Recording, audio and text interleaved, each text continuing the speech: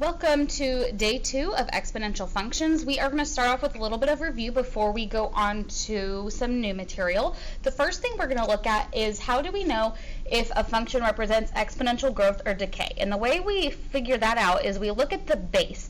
If the base is bigger than 1, then that means I have growth. And if my base is less than 1, then that means I have decay. And remember, your base is the number that's being raised to the exponent, where your exponent is touching. So on this first function, my base is 5. 5 is greater than 1, so that is going to be growth. On my next function, my base is 1/4. That's less than 1, so this is going to be decay. On the third one, 11/4, that is a fraction, but it's greater than 1, so this is going to be growth. And on the last one, my base 0.6 is less than 1, so that is decay.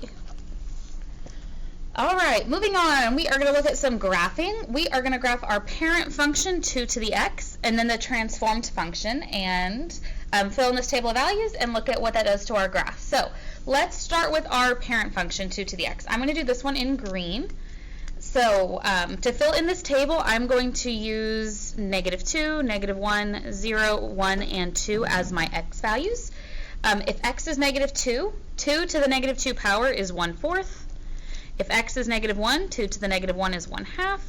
If x is 0, 2 to the 0 power is 1. 2 to the 1 is 2. And 2 squared is 4. So there are the points for my parent function. I'm going to go ahead and graph those. And I'm just going to kind of eyeball my fractions. And then looking at these characteristics of my graph, my domain is all real numbers. My range is that y has to be greater than 0. My y-intercept is at 0, 1. And my horizontal asymptote is the x-axis, the line y equals 0. So let's look at my transformed function, g of x. I'm going to do that one in this orangey pink color. And let's look at this function, -2 to the x plus 1.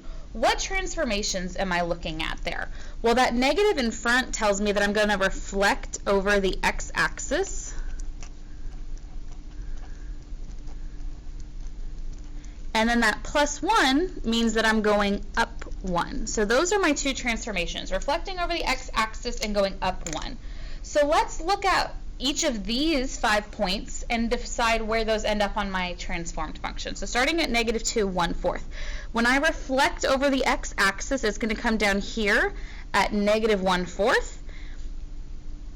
And then I'm going to go up 1. So that is going to put me at 3/4. So my x-coordinate didn't change. That's still -2 and then 3/4. Looking at the next one, -1, 1/2. When I reflect, that puts me at -1/2, and going up 1 puts me right back at +1/2. So this one transforms to stay in the same spot. 0, 1, when I reflect across the x-axis, that puts me at -1, and then going up 1, that puts me at 0, 0.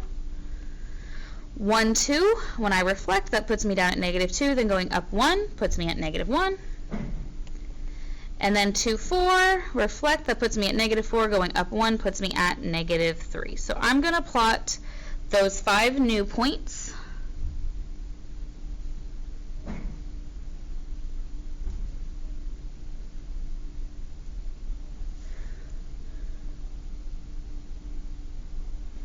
And there is my transformed function. So again, looking at these characteristics, my domain is still all real numbers. My range now, however, is that y is less than 1. My y-intercept is now at 0, 0.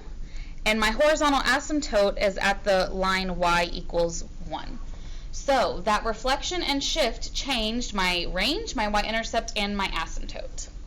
So with that in mind, let's determine what the domain, range, y-intercept, and asymptote are for these functions. And we're going to do that by thinking about what is it for the parent function and then what transformation is occurring, so what would that change? So looking at the first one, if my parent function is 3 to the x, it's going to have all of these same characteristics. Range is all, domain is all real numbers, range is y is greater than 1, y-intercept at 0, 1, asymptote at y equals 0.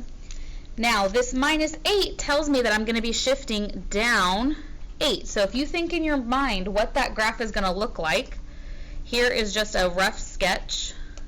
If this is -8, this is what my graph is going to look like. So my domain is still going to be all real numbers. My range is going to be that y is greater than -8. My y-intercept is going to be at 0, -7. And my asymptote is going to be at y equals -8 because of that shift down. Keeping that in mind, let's look at our next one. 4 to the -x. My parent function 4 to the x would have all of these characteristics. So this transformation, 4 to the -x, that is going to be a reflection over the y-axis. So what that's going to look like in a rough sketch, if I reflect over the y-axis, is an exponential decay graph. So my domain is still all real numbers. My range is greater than 0. I still have the same y-intercept, and I still have the same asymptote. I just now have a decay function. Okay, and then lastly, if my parent function is 2 to the x, remember these are the characteristics I'm starting with. This x plus 5 means that I am shifting to the left 5. So what all is that going to change? Well, my domain's not going to change. My range is not going to change. My y-intercept will change, and you can simply calculate that by plugging in 0 for x. So when x is 0, that's going to be 2 to the 5th, which is 32. And my asymptote is going to stay the same. So that horizontal shift, all that changed was my y-intercept. So things to consider, this is just keeping in mind what kind of transformations affect the different characteristics of our graphs. Okay, moving on to the back, we are going to be writing some exponential growth and decay functions. First, we are going to look at exponential growth, and this is our formula, where f of x is a times 1 plus r to the t power, where a is your initial amount, r is your rate of increase, and t is time.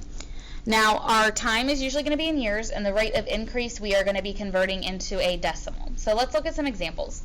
The original value of investment is $1,800. There's my A. If the value has increased by 7% each year, that means r is going to be 0.07. Write an exponential function to model the situation, then find the value after 15 years. So when t is 15.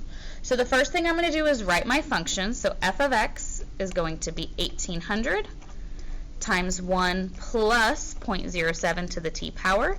So all I have to do to finish writing this function is do that addition inside my parentheses, 1.07 to the t. So here is my function, and when I want to find it after 15 years, I'm just going to plug in 15 for t, type that into my calculator, and we're talking about money, so I know I'm going to be rounding to 2 decimal points, and that's going to be $4,966.26. Let's do one more. In 2002, there were 972 students at Oakview High School, so that means my A is 972. Since then, the number of students has increased by 1.5% each year, so R is going to be 0.015. Write the function to model the situation, then find the number of students enrolled in 2014. So to find time, I'm going to have to subtract 2014 from 2002. That is 12 years, so t is 12. So again, the first thing I need to do is write my function. 972 times 1 plus 0.015 to the t. 0.015 t. To find my number of students in 2014, I'm going to substitute 12 for t. And we're talking about people, so I have to round to the nearest whole number, and that's going to be about 1,163 students. Okay, that's exponential growth. Now, exponential decay, my formula is super similar. A is still going to be my initial amount. R is going to be my rate of decrease. T is still time. And this formula is very similar. The one difference is that you're going to have 1 minus r instead of plus r. So let's do 2 examples with this, and then we are going to be done. An investment of $12,000 is losing value at a rate of 4% each year. So that means my A is 12,000. R is 0.04. We're going to write a function and then find the value after 9 years. So my function is going to be 12,000 times 1 minus 0.04. So 12,000 times 0.96 to the t. To find it after 9 years, we're going to plug in 9 for t. Again, type this into your calculator. We're talking about money, so we're rounding to 2 decimals. $8,310.41. Okay, last one. Mark bought a car for $35,000 in 2008. It depreciates in value by approximately 8% each year. Find the value in 2015. So from 2008 to 2015, that is 7 years. So I am going to write my function.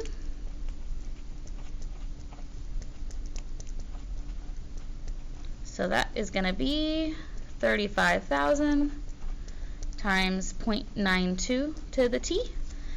So after 7 years, that car is going to be worth $19,524.63. And that wraps up our Day 2 notes on exponential functions.